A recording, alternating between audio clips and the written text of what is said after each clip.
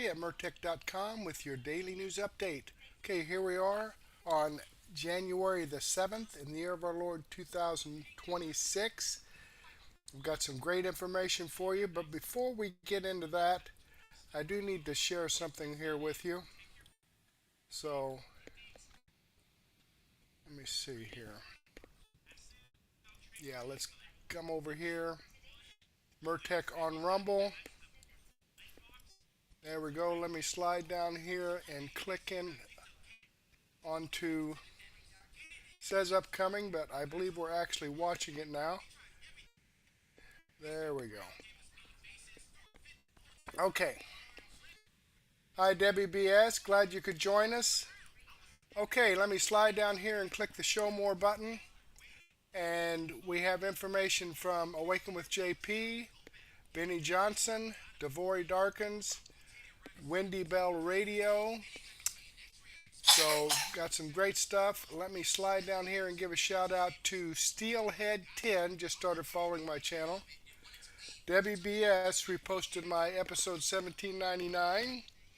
Cotton Ball 31 commented on my episode 1799. Debbie BS commented on my extra 582A, 582B, and Susan080 commented on my episode 1799. So thank you very much, folks, for your comments. I enjoy reading your feedback, and I certainly appreciate your support. Okay, let me go ahead and give that a thumbs up. And let me check on this here. Uh-oh, guess what day it is? Guess what day it is? Huh? Anybody? Julie, hey, guess what day it is? Oh, come on, I know you can hear me. Mike. What day is it, Mike? Leslie, guess what today is? It's hump day. Woo-hoo!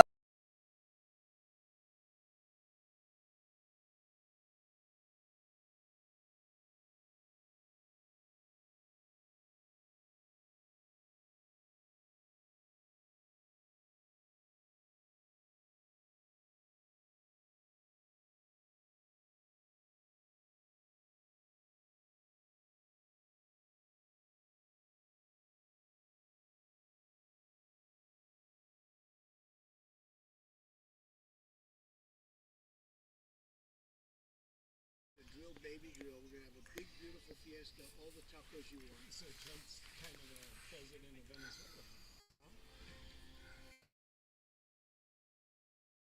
Here's what Maduro woke up to early Saturday morning. Now, reports are he was not as happy to see America's Delta Force as they were to see him.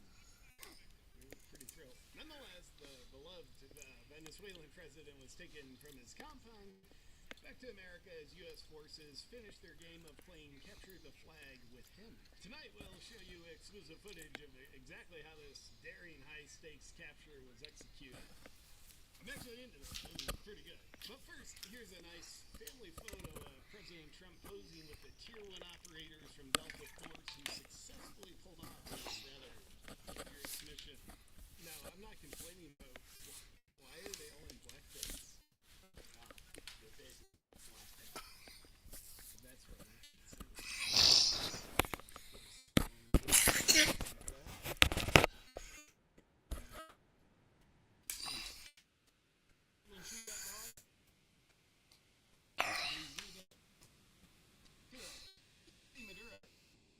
He walked from a plane once he arrived in the U.S. If you notice the sweatshirt that Delta Force put on him, made in America, owned by former Navy SEAL John This second off successful morning presidential abduction suggests that the force is not only the most lethal fighting force on the planet, from SEAL Team 6, but it also proves that it's a human. And in the this here can get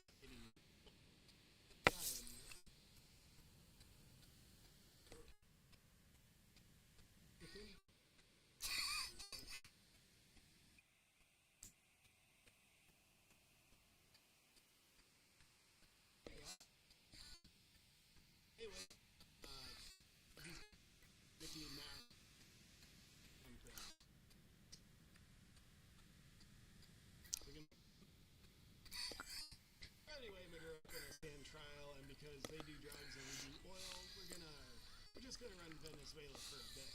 It's like an interim period, maybe a couple of months, maybe a few years, 50 years, gonna round up a little bit, just gonna run Venezuela.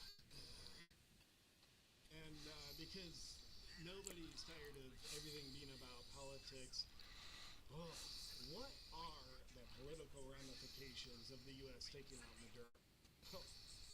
Get this, and honestly, you're probably not going to believe it. But Democrats are mad about it, and Republicans are happy about it. Do you believe that? I mean, wow, what everything has now, and just completely unpredictable ramifications politically. This is why no one has political team. So in a second we'll get to the dumbest thing every journalist can possibly do, but first, here's how the Tier 1 operator pulled off a high-stakes mission. And this footage comes from our advanced satellite imagery, or Maduro's ring camera. Got it from somewhere. Oh, I'm sorry, folks. Let me do a refresh here.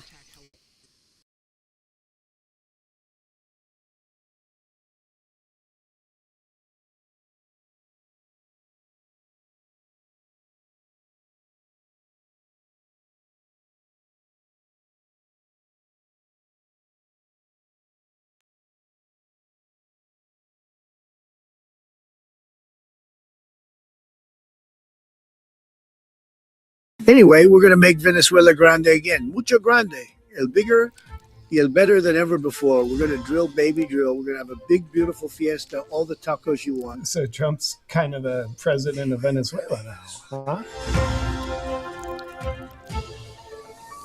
Here's what Maduro woke up to early Saturday morning. Now, reports are he was not as happy to see America's Delta Force as they were to see him.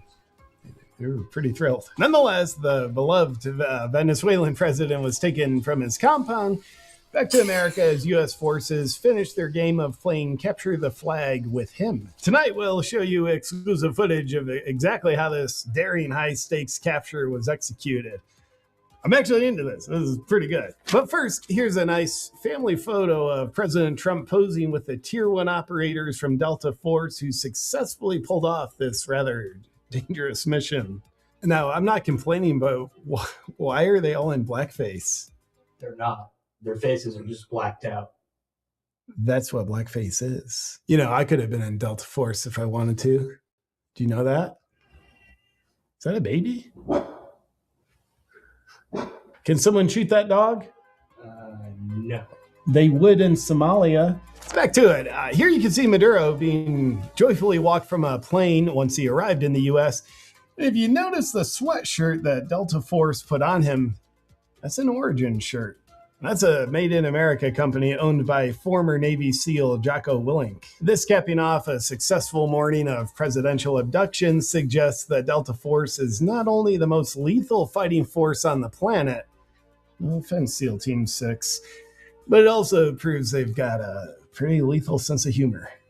And in the New York DEA office, here's a Mexican guy getting perp walked. Who's that guy and why are we talking about him? That's Maduro. Maduro's Mexican? No, he's Venezuelan. Are Venezuelans Mexican? No. Kind of looks like they are. But anyway, he's got a Mickey Mouse hat on or something. He's trans. Take him to Disney World. So anyway, Maduro's gonna stand trial, and because they do drugs and we do oil, we're just gonna run Venezuela for a bit. It's like an interim period, maybe a couple of months, maybe a few years, maybe 50 years. Just gonna round up a little bit. Just gonna run Venezuela. And because nobody's tired of everything being about politics, what are the political ramifications of the U.S. taking out Maduro? Well, get this, and honestly, you're probably not going to believe it. But Democrats are mad about it, and Republicans are happy about it. Do you believe that? I mean, wow, what nuance everything has now, and just completely unpredictable ramifications politically. Gosh, this is why no one has political fatigue. It's just intriguing. So in a second, we'll get to the dumbest thing an angry journalist can possibly do. But first, here's how the Tier 1 operators pulled off this high-stakes mission. And this footage comes from our advanced satellite imagery, or Maduro's ring camera. You got it from somewhere. Here's the footage. Specialized helicopters hovered over the objective to insert the assault team. While dozens of attack helicopters laid down suppression fire, the Delta Special Forces descended and started the search for the high-value targets. Well, talk about make me untuck my shirt. That's Maduro's wife on the left. She's a pretty sturdy-looking gal, isn't she? You're going to want to stay tuned for Candace Owens' upcoming 27-part series on how she was born a man. Can't wait for that. Let's continue with the raid. How did they find him? Simple. The CIA had planted spy inside Nichols' Maduro close circle.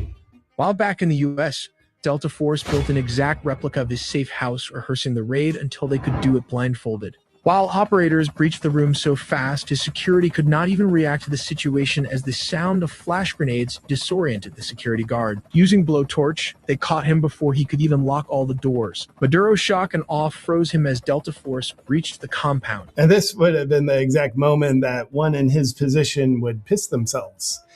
So he probably did that too, just then. Nichols Maduro and his wife, Celia Flores, were physically secured. This wasn't a negotiation. They were detained and immediately moved to the extraction point. These aircraft are capable of performing urban extractions from buildings and refueling in midair. Within minutes, they were airborne, leaving Venezuelan airspace and heading to a secure floating staging base in the Caribbean. Pretty badass. So in other words, if you've ever seen Team America, Delta Force basically did that movie to Maduro. Do you remember the scene where he poops all over her? You think they did that? I hope so. So what is the dumbest thing an angry journalist who doesn't approve of the Maduro capture can do? Well, journalist Seth Harp just invented it. He docks the commander of the Delta Force element that executed the Maduro raid. Now, according to our reports, normally doxing people isn't a good idea because you can get psychos who show up at the person's home and they try to harm them. However, the idea that you're going to dox the most lethally trained warfighter on the planet in hopes that someone shows up at their home to harm them, I'm not necessarily against that. And to the journalist, Seth, I think a lot of us hope that you're the one that goes to the Delta Force commander's house. Go ahead and send it, Seth. It's a very strong sounding name, by the way. And finally, if you're in Minnesota, you have kids, you could earn $1,500 per day. How? Well, this Somali daycare facility, via their ad on Craigslist, that's a new thing, I guess, is looking for 20 child actors to pose as daycare attendees while they're being investigated for being a fraudulent daycare. No, surprisingly, their ad is loaded with grammatical errors. Sign your kids up today. Well, there you have it. That's today's news. Don't be a piece of shit. How about you drink some water? Go drink some water. You'll be better off. Good night. Alrighty. Well, I'm glad he got that cleared up for us. And but that ad, I've seen that numerous times. That ad for a daycare center asking for child actors to act like they're daycare kids. Okay. All right. Clicking on the Rumble link, it takes us over here to Awaken with JP. This is the video I shared with you. I'm following his channel. I've given him a thumbs up. And I apologize, folks, for the audio not coming through. I could hear it fine in my headphones, as you could tell. I saw in the chat you could hear me laughing, but you couldn't hear JP. Wow. Okay. Let's jump back here. Let me close out the live chat again and slide down here and see what Benny Johnson has to say about the View audience in gasps as left-wing host goes MAGA, cries over love of Trump, Tears of joy. Well, isn't that nice? Okay, let's check this out. I hope the audio plays.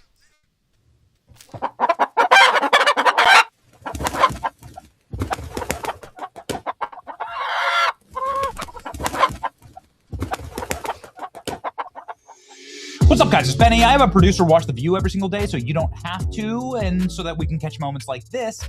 Probably the smartest political analysis that's ever happened on set at The View when Whoopi Goldberg farted and burped at the same time. That he cared enough about his wife to pay the... That was gas. And we'll still believe that he cared enough about his wife to pay the... That was gas. Really well done, You know, by to pay that everyone money from here. his- I love how everyone just sort of like ignored the fact that this happened and said, well, that was really thoughtful. The second best moment ever in the history of The View is the day after the election, when the women of The View opened up all teary-eyed and miserable looking and admitted total defeat. Whoopi Goldberg saying, so how do you feel? So, how you feel? Yeah, go ahead. My takeaway is that the system yeah. works. We live Okay. in a democracy. How do you feel? This is great. There's no farting or burping in this moment. But there was this reaction to a moment when the women of The View had a longtime panelist and co-host say that she loves Donald Trump. And this came as quite a shock to everyone. This is a very happy day. View audience left shocked and stunned as woke anti-MAGA co-host defends Trump's arrest of Nicolas Maduro. Well, that'll do it, ladies and gentlemen. Ana Navarro, who's from Florida, she was born in Nicaragua, said that she cried tears of joy for Donald Trump. The audience members were stunned. The host defended Donald Trump, going against the stances of fellow liberal panelist members. The talk show opened the episode of the morning about the astonishing capture of Nicolas Maduro. Ana Navarro said that, and I love how they do this, Ana Navarro, a Republican. Oh, okay, Republican. Who was the last Republican that she voted for? She gave Joe Biden a tongue bath last time he was on The View. She listed why she and other Hispanics are celebrating ousting of the dictator, interrupted co-host who asks, are you okay with the way it was done? Without skipping a beat, Navarro quickly made the point that you can celebrate without questioning if the extraction of Maduro and his wife from their home was correctly done. There we go. And who voted for this? The people in South Florida, the Venezuelan community, the Cuban American community, the Nicaraguan American community voted for this. And for us, this is a very, very happy day when we see a dictator who has been part of oppressing and abusing the Venezuelan people for 25 years. When we see him in handcuffs and held to some sort of accountability, it brought me into tears. It brought me great joy. And, you know, I live in South Florida. But are you okay with the way that it was done? But you can, I think both things can be true. Okay. I think you can criticize and ask questions and have concerns about the way it was done and what this means in the future. Right. And I think you can still celebrate that this murderous, corrupt, sadistic son of a bitch is out of Venezuela. Yeah. Because I mean, he has, I think there's 8 million Venezuelan exiles all over the world. People have fled from this man's tyrannical rule. So for me,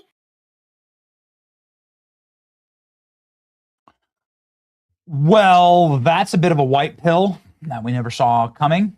And this is why we say that Donald Trump's probably going to win the Hispanic vote after this. I live in a city with a lot of Hispanics. I live in a city with a lot of Cubans. And I can tell you what, man, I've got a neighborhood with lots of Cubans in it. And these people love President Trump. They hate communists. And if you want to win the Hispanic vote in America, you should go hard against the Latin American communist cartels. And, you know, the people who had this right, which is crazy, is Kamala Harris and Joe Biden. You know, Joe Biden put a $25 million bounty on Nicolas Maduro's head, and then they're all crying in the streets when he's arrested. What the hell is that? And this is a cognitive dissonance that, again, you could normally maybe only find on The View. You can't be upset when the thing that you wanted to have happen actually happens and Trump goes ahead and just does it. and gentlemen, hits back at Whoopi Goldberg. Who voted for this? We voted for this. This is a very happy day for all Hispanics. Also, she brings up the migrant crisis, which, don't think too hard about it, Ana Navarro, but the guy that you love the most in the whole wide world, Joe Biden, a guy that, again, you gave a tongue bath to when he was on The View. I'll play you that clip. That's the guy who used the migrant crisis in Venezuela in order to bring as many Venezuelans to America as possible to rig our elections and kill people like Lake and Riley. So, I'm glad that you're coming around on this. Now tell Hispanics to vote for Trump. I had to watch this twice to make sure it was real. Ana Navarro, for us, this is a very happy day when a dictator who's been a part of oppressing and abusing Venezuelan people for 25 years is in handcuffs. It brought me great joy. She was crying, great joy. In fact, her initial reaction live on TikTok here shows that she was actually crying tears of joy. Here we go. So today for me is a good day because Maduro is out. He is a son of a bitch. I hope this sends a message to the other sons of bitches in the region. You may disagree with the way Trump did it, but it's done.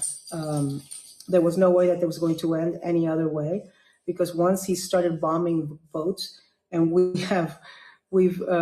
bombed boats and alleged drug boats and killed over 115 people. I think Trump thought getting rid of Maduro was going to be easy and Maduro was going to scare easily. He didn't. It took him doing this. So yeah, he did it without congressional authorization.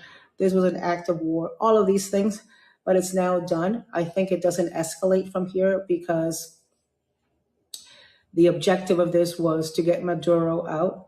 And certainly there's an oil component. Certainly there's a lot of Trump ego in this about, being able to do it, but it's done. And I, for one, I am very happy that Maduro is out, and I pray and hope for the freedom and peace of Venezuela. Join me in that, please. So this is going pretty viral because moment of clarity on The View, obviously. Did I really just hear that right now? Hell is officially frozen over. The voice of reason on The View praising Donald Trump. They know how important it is. The ladies on The View supporting Trump removing Maduro. Ana Navarro says she's happy that Maduro's gone, no matter if Trump did it. They celebrate Maduro's capture. Okay. So that's the good, the bad, and here's the ugly. I'm moving to Canada for sure this time. Canada doesn't want you, Whoopi. Nobody does, says Donald Trump. Ana Navarro on ABC's The View with Joe Biden. You're like a straight white guy. Joe Biden responds by saying something like chocolate chip ice cream and Ray-Bans and sunglasses. Ana Navarro, who's personal friends with Biden, as she notes that we just passed the first 100 days of Trump's second term, and they act out a prearranged skit of doing the sign of the cross in unison. Here's the clip I'll leave you with. So, eat your words, lady. Come on, what a monster. She's talking about how terrible Trump is, and then she's praising him when he does something that you like. And then doing this little bit with Joe Biden. How long did that take you, by the way, in rehearsal? Here you go. I'm not saying you should trust these women. I'm just saying it's great to make them eat it. So, Mr. President, we just marked last week Trump's 100th day in office. And for some of us, it's felt like 100 years. Maybe you could be the next pope. You have... that's Trump. He yeah. All right, there you have it, folks. Let me jump over here, click on the Rumble link, and show you this video does come from Benny Johnson. It's a video I shared with you. I am following his channel. I've given him a thumbs up. I hope you do the same thing for me. I want to share a little bit of information from Patriots for America. Okay, so let's take a listen to this. Pretty good stuff. Celebrate freedom. Honor history and wear your pride for the nation that started it all. Introducing the We the People 250th Anniversary Hat, a bold tribute to 250 years of American independence. Designed for patriots who stand tall, this cap captures the enduring spirit of liberty. On the front, the powerful words "We the People" stand stitched in classic script, reminding us of the document that built a nation. Below, 1776 to 2026 marks 250 years of courage, unity, and freedom. The colors say it all: deep red, crisp white, and strong navy blue, a reflection of the American flag itself. Designed for patriots who stand tall, this cap captures the enduring spirit of liberty. The Liberty Bell stands proud above the lettering, reminding us of the sound that first rang for freedom. On the brim, the declaration continues: defend liberty, crafted for comfort, built for durability, and made to stand out wherever you go. This hat isn't just an accessory. It's a statement. Whether you're at a game, on the go, or at a 4th of July celebration, show the world where your heart stands with America. Honor the past. Defend the present. Inspire the future. Get your We the People 250th anniversary hat today and wear your freedom proudly. Okay, let's get back here to the program here. Devory Darkins. Trump admin announces bombshell changes to vaccine schedule, leaving Democrats seething. Oh, this is... I'm going to let Devory explain this. I mean, this, and then we'll talk about it, okay? Let's start here.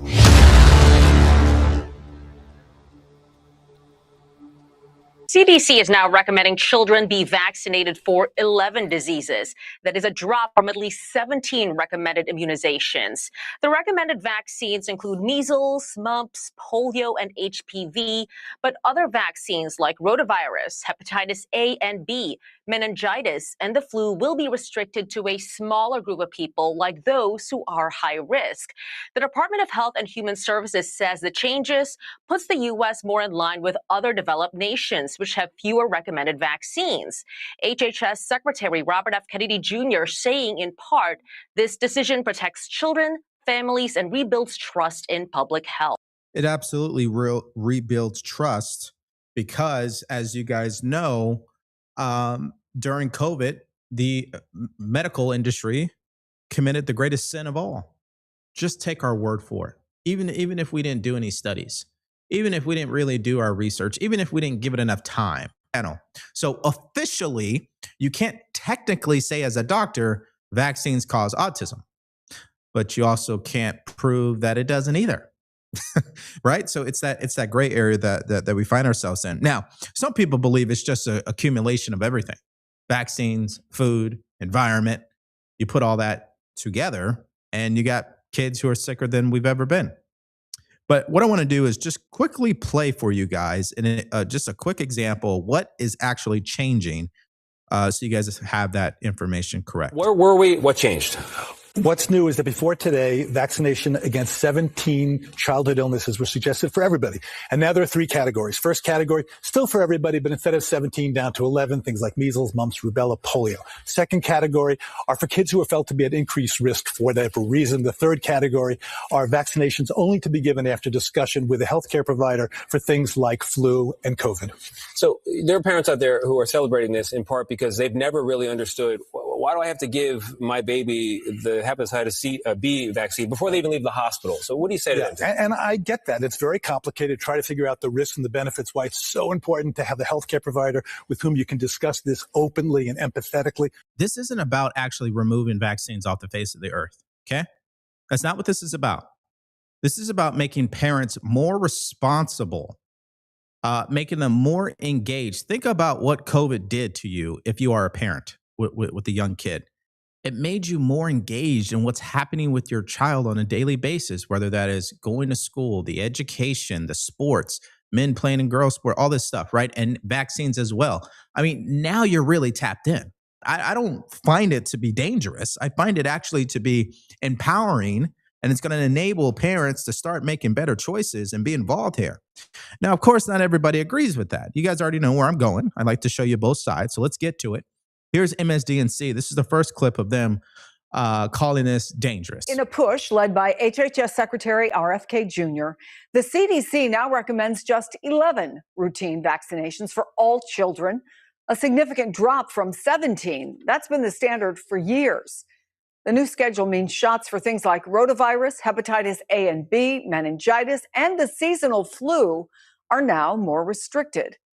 Joining me now, Dr. Paul Offit, director of the Children's Hospital of Philadelphia's Vaccine Education Center. He's also a former member of the FDA Vaccine Committee. It's good to see you again, doctor. Bottom line, what does this new vaccine schedule mean for children and families? I think what Robert F. Kennedy Jr. believes falsely is that children are getting too many vaccines too soon, and that's somehow weakening or overwhelming or perturbing the immune system and putting them at risk for chronic diseases, which is false. And there's abundant evidence showing that's false. So that's what he's doing. He is a war against vaccines. And so now he's taking vaccines that have routinely protected us against diseases and made them essentially optional. It's the so-called shared clinical decision-making, meaning you can reasonably make a decision not to get these vaccines and put your child at risk. And what I fear is it's going to cause a continued erosion in vaccine rates, and we're going to continue to see the kind of outbreaks we're seeing now of measles and tetanus and whooping cough and flu, where flu has killed, almost 300 children last year. So all this in the midst of one of our worst flu seasons, Robert F. Kennedy Jr. has, through HHS, Health and Human Services, just stepped up and said, it's an option. You could get it if you want. Let's say we go with what he is saying. Okay, let's give him the benefit of the doubt. Let's go with his logic. How do you guys explain the fact that before RK Jr., autism has hit a record high, obesity has hit a record high, vaccine injections have hit a record high, but children are sicker? I mean, I'm not understanding how you guys explain that exactly. That's the problem that parents face every single day, is the medical professionals can't even answer that question. But they're supposed to be the experts. Listen, this is not rocket science.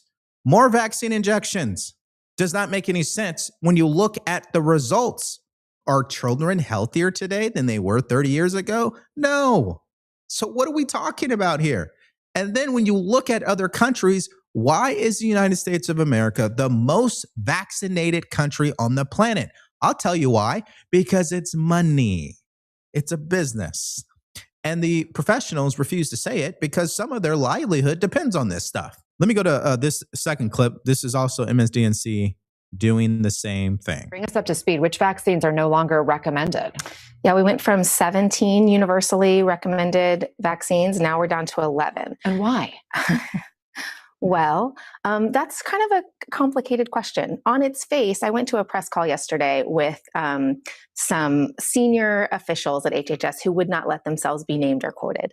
And they said a couple of reasons. One, Trump wants it. He believes in these conspiracy theories. This is me talking. And he wants it drastically changed. And the second thing is that they claim that because there is a decrease in people taking vaccines and a decrease in public trust, that this somehow addresses that. And if they recommend fewer vaccines, then people will have renewed trust. They also say that they don't trust it because they don't have enough vaccine safety research to back up the idea that vaccines are safe, which of course, if you look on the American Academy of Pediatrics website, is patently unfalse. It's the most studied medications and treatments we have in the US is for vaccines. So it's based on lies. I mean, listen, trying to argue with people like her is a waste of your energy. Okay. There's no convincing them. All right. And again, we can use their logic and still win this argument. Let's say vaccines are completely safe, 110%. Why should they be mandated then? If they're so safe, why should you force people? If this is about the country of freedom and bodily and body autonomy, as Democrats like to say, my body, my choice, why should we have mandates? Why not let the parents choose? Isn't it fascinating that they don't even understand this particular point that I want to make? The push for reduction here is primarily about de-escalating coercion and reestablishing parental authority, not dismantling vaccination altogether. When parents feel respected rather than managed, outcomes improve. Let's hear the polar opposite view to this. This is on Fox News, talking about how the voice of parents absolutely matters. After the pandemic, it kind of reshaped everybody's thoughts on getting vaccines. And we've seen autism numbers rise. We've had people in the medical field say, yeah, I understand why families are so nervous because we're seeing an autistic child just about in every classroom. How do you account for that? Jenny McCarthy Wahlberg, she brought this up years ago. And she got vilified for saying that she thought her child got autism from taking too many vaccines. Recently, she gave an interview where it was reported, she said, there are a lot of people in Hollywood who were closeted and they think that the vaccines are a problem. They're not going to come out and say it. Listen, do we need to reevaluate this? I think it's a great idea. I like that Robert Kennedy is not taking the voice of parents away with this new recommendation, that if parents feel like they want to give their kid every single vaccine under the sun, they can do it and it's covered by insurance. But for those people like my son, who's got a baby, my grandson. Congratulations. Thank you. By the He's way. adorable. Aw. And he's concerned about, giving all these vaccines to somebody who's not even 2 years old yet. All right, this is just crazy. Because you know what frustrates me the most? It's when these insurance companies continue to lowball everyday Americans when they have a serious accident. What am I talking about? Their pain, the time that they lost, the things that they're going through. These insurance companies don't care about that. They only care about their bottom line, which is why I want to make you guys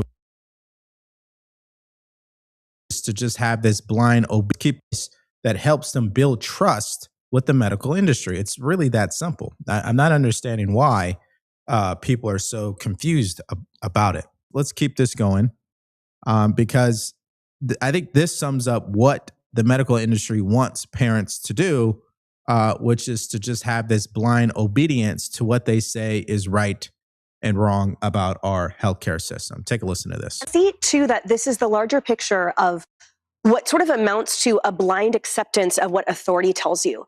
And for me, the larger issue is whether it's vaccines or anything, the complacency and the blind obedience of a public. Well, if the FDA says, well, this says.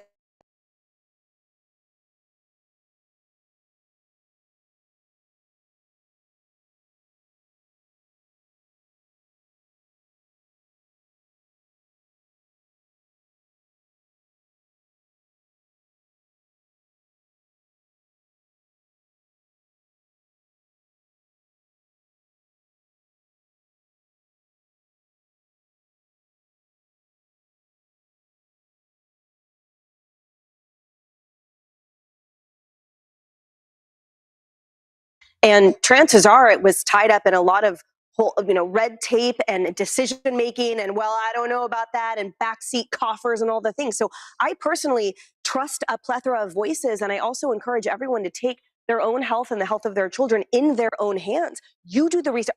Are you influenced by the commercials on a network? Are you just listening to your doctor? At the end of the day, that person is not with you as you make your decisions for your child. So I of course, believe in global health and a concentrated view and approach and all the things. But I think what we are seeing here, thankfully, is a sort of breaking apart of the, well, this is the way it's always done. Right. And I am grateful for that audit. I told you guys that people, because it's RFK Jr., and that's why they discredit all of this, because he obviously is in Trump's administration. So when you have President Trump at the top of it, nothing matters at this point.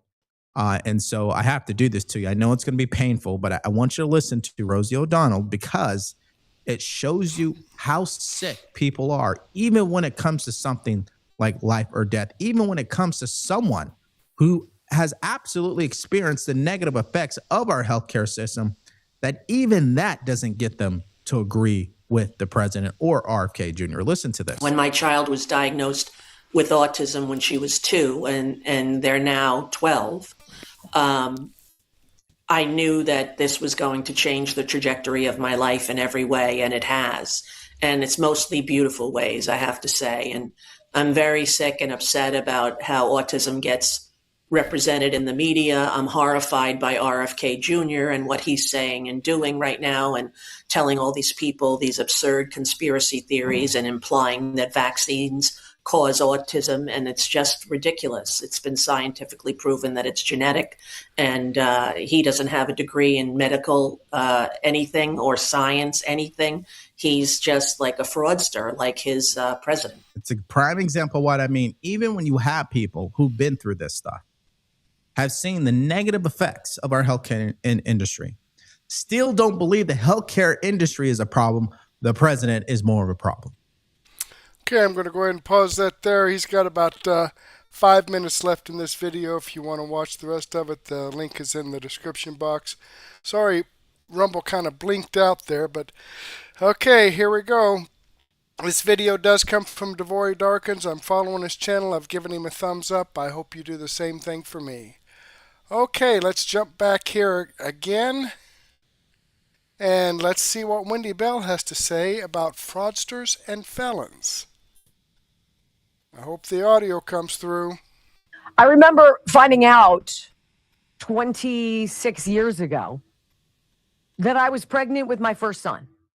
I didn't know it was a boy. I didn't know anything. I had just found out, oh my gosh, what a life changer.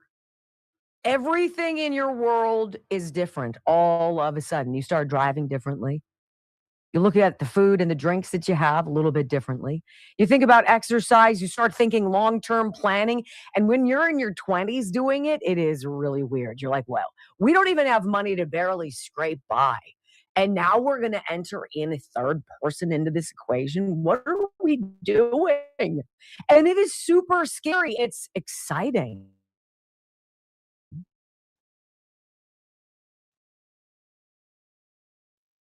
But it's scary. And I remember after I had son, I had to have, quote, quote, an emergency C-section. He was breech all night and not be able to make it out. I'm like, say no, or of course I'm going to do whatever is right for the baby. My husband, a doctor, was, but I went through, had a C-section, had this beautiful prize at the end of the operation. Here is our son, Michael Patrick. Michael Patrick was a wonderful baby until he didn't really know how to latch on and nurse. And I'll tell you, when your boobs feel like they're going to explode, it is a very uncomfortable feeling, ladies and gentlemen. I sat on the couch, didn't know what to do. He would not connect. And so we frantically called for help. And who knew what kind of help is out there when you cannot get out your milk for your baby? There comes a home health care nurse. Here comes the equipment. Here is your pump. Oh, praise Jesus. Thank you, right? And all of a sudden, things are like, okay, right in the world. So I'm thinking to myself, what are all the needs that you as a mom, pregnant or otherwise, recently delivered, or your newborn baby could possibly have? What kind of needs do you have? Well, that's where we need to be focused, ladies and gentlemen, when we consider the next layer of fraud in Minnesota, okay? So we have the daycare stuff. We already know that the daycare stuff is ridiculous. The Somalians alleging with fake storefronts, you know, all of these businesses, but no kids, no actual paperwork, no anything except collecting all of our money. We know about that. We know about the home health care stuff, right? Maybe you have somebody in your life who's disabled, who needs a little assistance. Well, the Somalians were right there as well, already eager to help you out. Now we have transportation fraud. You'll hear this later in the broadcast. I mean, if you've got people who need to get medical appointments and things of that nature, well, you have. Oh, it's another spoke on the wheel of fraud. This one for, what, 1,200 different private transportation companies to take people around to their appointments. They don't exist, right? And then I started listening to Nick Shirley in his most recent video drop with his bombshell whistleblower guy, David. And this is what he said. He said the whole point of the Somalians being here in Minnesota, he said, it started as an escape from civil war. They came under Barack Obama. They settled for some reason in Minneapolis, and they started getting public money, or they started getting basically welfare. They started getting our taxpayer money, and they started liking that, right? And they started multiplying. Now, I don't mean to make it sound like these people are rabbits, but these people are rabbits, okay? And here's why. In their world, a man, they're Muslim, right? A man can have multiple wives. What is it, Brock? 4 wives? You can have 4 wives, something like that? I don't know why, but yeah. You can have 4 for different reasons. Brock is like, why would anybody want 4 women in their lives, right? 4 wives, God knows how many kids. Think of all of the offshoot scams and schemes and avenues for grifting, just basically off of the fact that people are getting pregnant and having babies there. Somalians. Well, the Somalian women don't really trust modern medicine. They certainly do not trust male doctors, and they are not fans at all of cesarean sections. In Somalia, childbirth is done at home, right? It is what it is. One could argue it would be quite popular to do that currently in the United States. If for a Somalian, what could you possibly need, ladies and gentlemen, where other grips and grabs could be?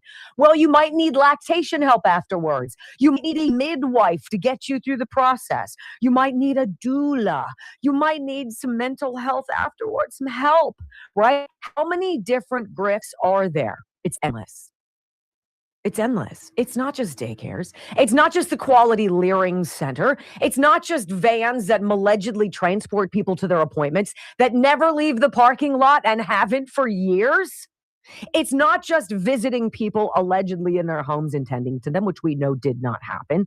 It's the entire apparatus of the Somalian population growing and ultimately overtaking a zip code. What do you have all of a sudden? Now you need places for the Somalians to worship. Now you need all of your Somalian-run businesses. Now you have this, civic center, this library, this corner store, all owned by Somalia. You have paid for the Great Replacement in this United States. It wasn't happening, they said.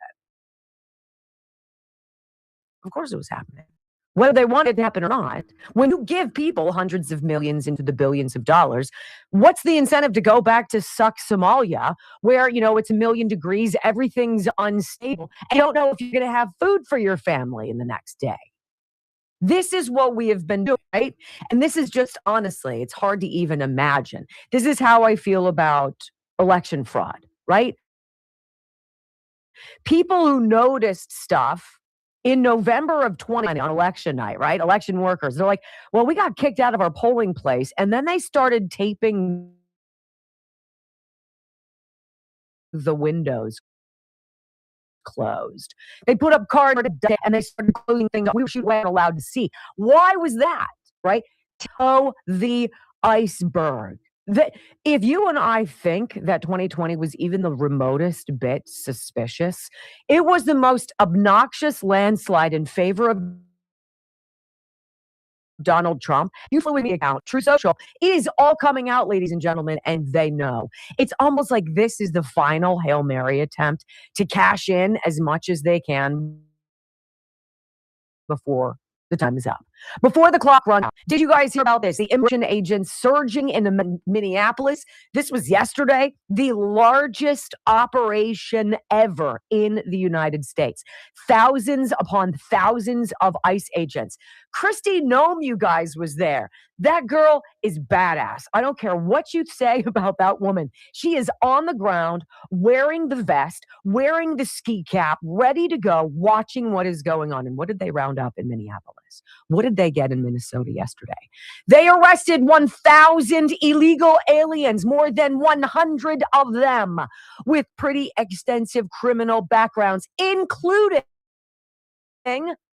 murder. So I want to ask you this as we proceed today. Pay close attention to the people who are pushing back. People who say, folks, Trump, Nick, Shirley, because they are haters, they expose the fraud, and now relentlessly they want it to stop. Your Democratic Party finds more wrong with Elon Musk than they do with the mountains of fraud going on, stealing your money. Isn't that so darn interesting? And who's next? According to Kristi Noem, we're going to California. We're going to go see Gavin Newsom next, because what's allegedly been going on in my home state of California might just make the daycare Somalian garbage in Minnesota look silly.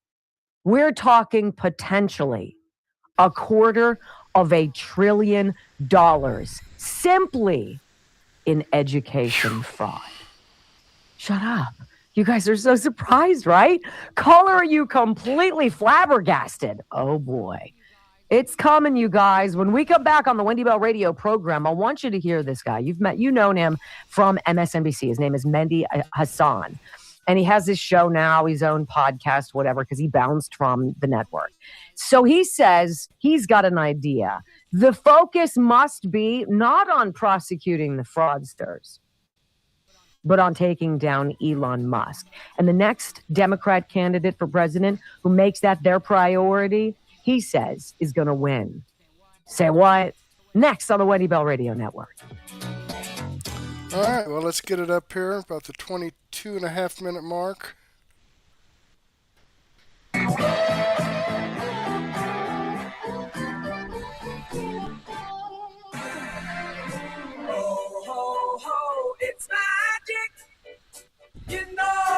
Okay, before we hear Mehdi Hassan act like a freaking lunatic leftist wacko, which, he is. Welcome back to the Wendy Bell Radio program. I want to read this to you. The Department of Homeland Security has made more than 1,000 arrests of illegal immigrants, many with criminal convictions in Minnesota. This happened yesterday, including 150 in Minneapolis on Monday. This is Director Todd Lyons. He says, we have the largest immigration operation ever taking place right now. Federal agents and officers going door to door at businesses in the area suspected of being involved in illegal hiring and fraud. If you're Somalian right now in Minnesota, you're freaking sweating stones. You're like, oh my gosh, I don't understand. No, you do understand, and we understand what you've been doing. How about we do this? You get the hell out. How about that? That's so mean. But they've had babies here. Well, they can all leave. Goodbye. You've got enough, I'm sure, to live on. See you later. We are not leaving until the problem is solved, DHS wrote on Tuesday. So that is what's going on. The Trump administration doing what the Biden administration did not. Joe Biden and his team basically throwing gold bars off the top deck of the Titanic, the last year of his presidency. And we're going to detail that a little bit more later on in the program. I want you to hear this guy, Mehdi Hassan. He used to be a host on MSNBC. He is now a columnist for The Guardian, which is a suck publication. And he's going to say, look, he's not worried about what's going on in Minneapolis. He's not worried and robbed. He's worried that Elon freaking Musk is the one who started this mess with Doge. Really? Listen. I think the next Democratic president has to be ruthless. Not just president, next presidential candidate. The 2028 Democratic have to showcase a group of politicians who are running for office to not just fix things, not just offer a bright new future, not just running on a change platform, but are running on a platform to prosecute and punish the people who broke the law, destroyed our country, destroyed our democratic fabric, destroyed society. I mean, turned people against one. What we saw over Christmas with the Somali fraud nonsense, the video from this right-wing YouTuber that went viral, all these people jumping on, attacking the Somali community. That is all engineered by people like Elon Musk. The algorithm does that. And I think I said this recently to John Favreau on Twitter. I said, maybe I'm only half joking when I say this, which is the next Democratic president should run on a plan to prosecute Elon Musk. That would, I mean, they would easily go to the top of the pack. They would immediately go to the top of the polls in the Democratic race. So the first Democrat who comes out and says, my first act as president is to prosecute Elon Musk. Now people will say, oh, you're politicizing. That ship has sailed. Right? That ship has sailed. The Republicans have no grounds to bring that up. And any Democrat who brings it up, they're living in the wrong world. So this guy says the next Democrat candidate for president, the next administration that's Democrat, has to be ruthless. They have to prosecute and punish people, not the people who've been stealing from us, but the folks who exposed it. The people who upended their twisted view of democracy and justice and freedom and equality. And if you're not swimming in my lugubriously stunning air quotes, please feel my sarcasm now. Mehdi Hassan believes Elon Musk is more of a danger than the people who uninvited came here, multiplied, stole from us, and have no intention of stopping. To go back where? Back to Somalia? Mehdi Hassan is more worried about Elon Musk than he is about grift, fraud, abuse, theft, deception, all of it. And he's not done. He says, you know what? All you Republicans out there, you damn well better be scared because we're coming after you. Now, he's coming after us because we know the truth. Because we want the truth and we want the suck to stop. And they're banking on it continuing forever because it's all they have. The Democratic president, if he or she wins in January 2029, is inaugurated, has to come in with a day one plan for accountability, has to run on accountability, has to pledge accountability, has to put the fear of God into their Republican opponents. Donald Trump's talking about preemptive pardons. Good. He should be talking about that, because that means that they are afraid. And Steve Bannon said recently that if we lose the next election, some of the people in this room are going to be in prison, including me. Good. That is the thoughts they should have, and people say, well, how are you different to the Republicans then? Very easy explanation. Their prosecutions are bull. The ones I'm proposing and we're supporting are real. Now that sounds biased, but you know what? Reality has a bias. Wow. So the only way Democrats can win is to prosecute and jail their opponents. I mean, I don't know about you guys, but that kind of feels like fascisty to me. How about you? Right? No kings. He's an oligarch. He's a tyrant. Oh, really? The president and the Republican Party that wants it all to finally come to an end so that you and the hard work that you do stays in your back pocket, that the money you earn goes to things that you want, so that we reduce this ridiculous tax burden on the American people, which is unsustainable and which has us now $40 trillion in debt. Mediasan and Democrats view the very people, you and myself, who want it to stop as the danger, not those grifting off of it. Isn't that interesting? So I want you to think for a minute. How much is $250 billion? So 250 billion, right? It's almost like funny money, the way we talk about it. Oh, it's only a couple billion. Oh, it's only 100 million. Oh, that's so easy. Is it on a clearance rack? Right? $250 billion. You'd have to spend $685 million a day to spend all that. That's what's been wasted in California in education fraud. What? Buckle up. It's next on the Wendy Bell Radio Network. All right, I'm going to go ahead and pause that there. I will have the rest of this video in my daily news wrap-up. Let me go ahead and click on the Rumble link here and show you that this video does come from Wendy Bell Radio.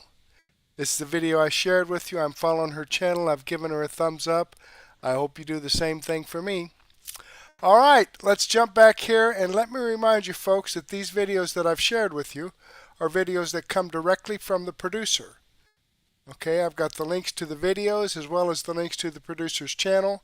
I don't get any commissions or royalties for sharing this information out, but I do get the satisfaction of giving you this information, a nice range of information from a nice variety of producers that tell the truth.